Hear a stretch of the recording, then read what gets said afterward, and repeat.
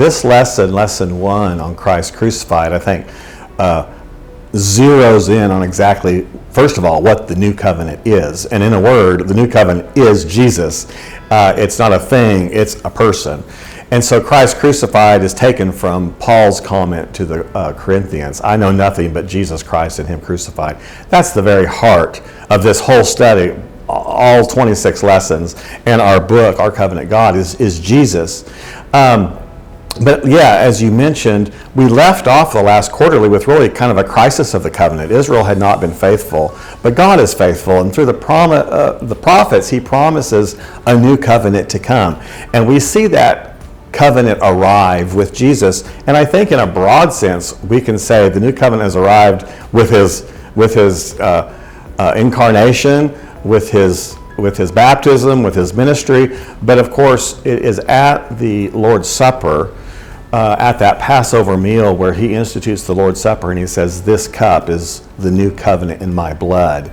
And he's talking about what's about to happen in the crucifixion and how his life blood is going to inaugurate a new covenant. That new covenant way had already begun with his coming into the world, and it certainly had been taught in his ministry and seen in his miracles and his healings. But it's in his death, it's in the shedding of his blood and in the resurrection that we see the new covenant ratified and completed. And I think as we go through these lessons, keep in mind that overarching plan. What's the relationship between the old and new covenant? And we get an important taste here. It's only in light of Jesus that we start calling the Mosaic covenant the old covenant. It's in light of Jesus' death and resurrection that becomes old because something new has arrived. And we see it specifically in the Lord's Supper itself. You see both continuity, a continuation of that story, a progression of that story, but you also see change and a discontinuity, parts that are abrogated or set aside.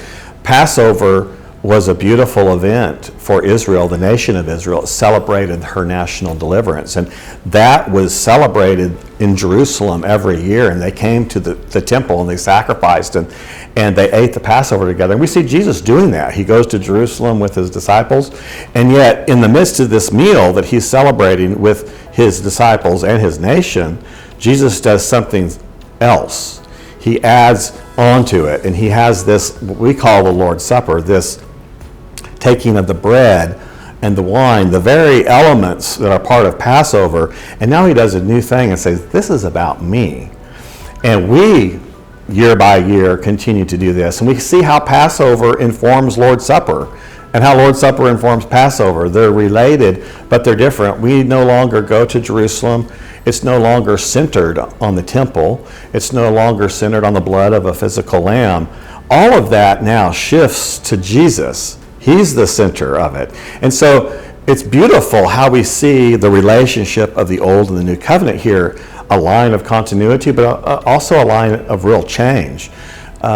We can celebrate Jesus in our Lord's Supper anywhere in the world because he's the center of it. We see the same thing, and we'll talk a little bit more about this to come in future lessons, but we see the same thing in Jeremiah's prophecy of the new covenant. What does Jeremiah prophesy? He says, I'm going to write my laws in your heart.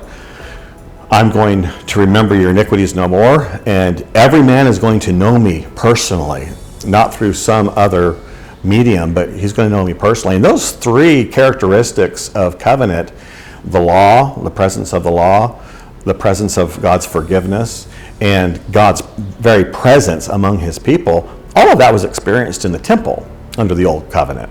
Now all those things are experienced, and not just experienced, but magnified. We're not just talking about national Israel and her historic deliverances. Now we're talking about cosmic deliverance for all peoples of all kinds. And so this lesson just jumps right in and digs into this theme. And it's a really important first lesson in establishing Jesus as our new covenant. And while we see a continuity of that old covenant story in Jesus, we see Jesus as that new and better covenant.